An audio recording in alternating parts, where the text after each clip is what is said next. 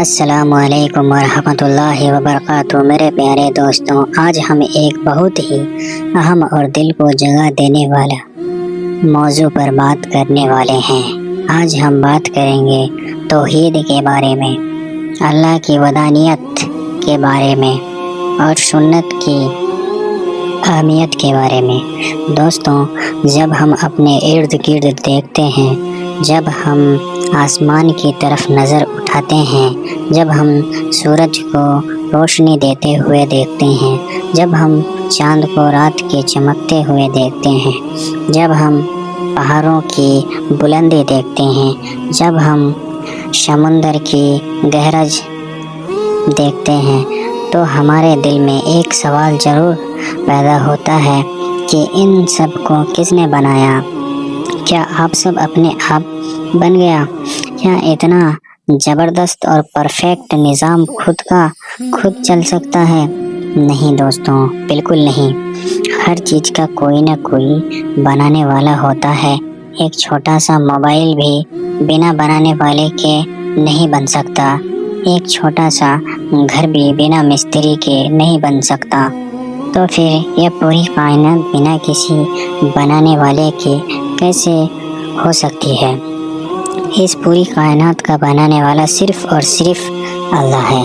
سوچئے، اگر کسی اسکول میں 2 پرنسپل ہو جائیں تو کیا اسکول کا نظام ٹھیک چل سکتا ہے؟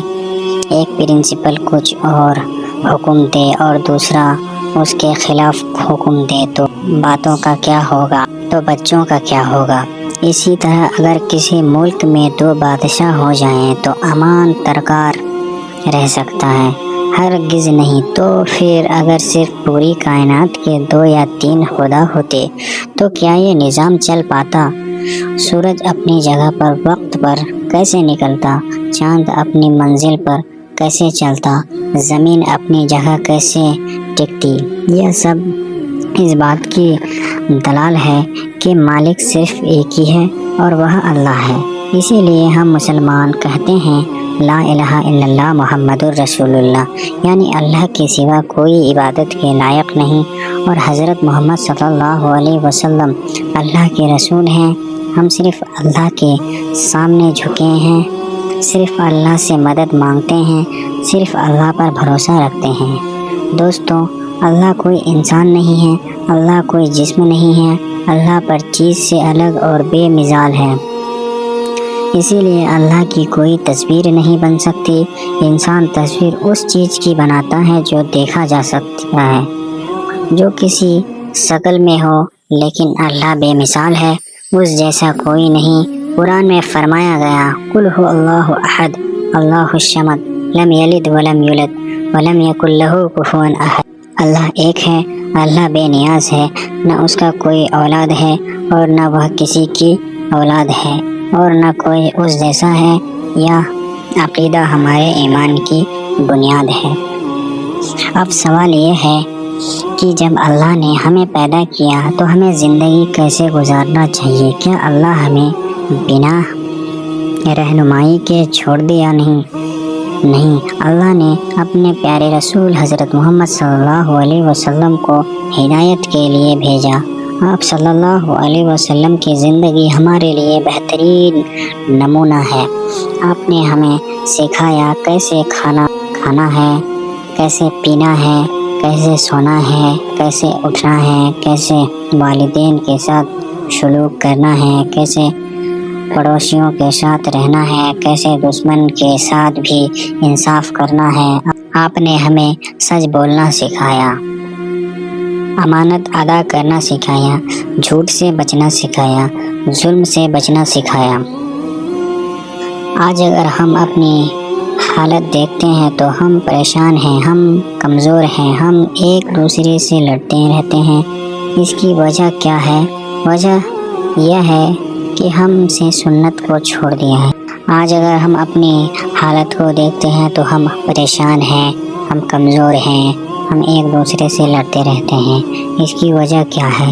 اس کی وجہ یہ ہے کہ ہم سنت کو چھوڑ دیے ہیں۔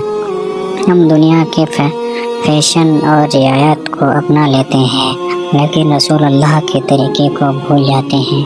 جب جب تک ہم سنت پر واپس نہیں آئیں گے تب تک کامیابی حاصل نہیں ہوتی۔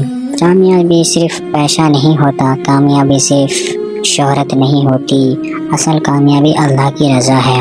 اگر اللہ کی رضا ہو گیا تو دنیا بھی بہتر ہو جائے گی اور آخرت بھی بہتر ہو جائے گی۔ دوستوں سوچئے، اگر آج ہی ہماری زندگی کا آخری دن ہو تو کیا ہم تیار ہیں؟ اگر ہم اللہ کے سامنے کھڑا ہونا پڑا تو کیا ہمارے پاس جواب ہوگا؟ نماز کیا جواب دیں گے؟ قرآن کیا جواب دیں گے؟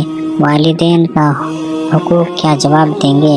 ابھی بھی وقت ہے، ابھی بھی موقع ہے۔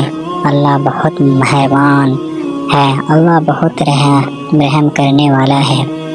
اگر ہم سچے دل سے توبہ کر لیں تو اللہ معاف کر دیتا ہے۔ ہمیں چاہیے کہ ہم نماز کی پابندی کریں، جھوٹ سے بچیں، غیبت سے بچیں، حرام چیزوں سے بچیں، اپنے والدین کی عزت کریں، لوگوں کے ساتھ نرمی اور محبت سے پیش آئیں۔ چلیے آخرت میں ہم دعا کرتے ہیں، یا اللہ ہمیں توحید پر مضبوطی سے قائم رکھ، یا اللہ ہمیں رسول صلی اللہ علیہ وسلم کی سنت پر چلنے کی توفیق دیں، یا اللہ ہمارے گناہوں کو معاف فرما، یا اللہ ہمیں سچے اور نیک مسلمان بنا، یا اللہ ہمیں دنیا میں بھی کامیابی دے اور آخرت میں بھی کامیابی دے، آمین۔ اگر ویڈیو آپ کو پسند آیا تو اپنے دوستوں کو، فیملی کو شیئر کریں۔ پھر ملتے ہیں اسی تگڑے ویڈیو کے ساتھ۔ السلام علیکم ورحمۃ اللہ وبرکاتہ۔ خدا حافظ۔ چینل کو لائک کر دیجئے، سبسکرائب کر دیجئے۔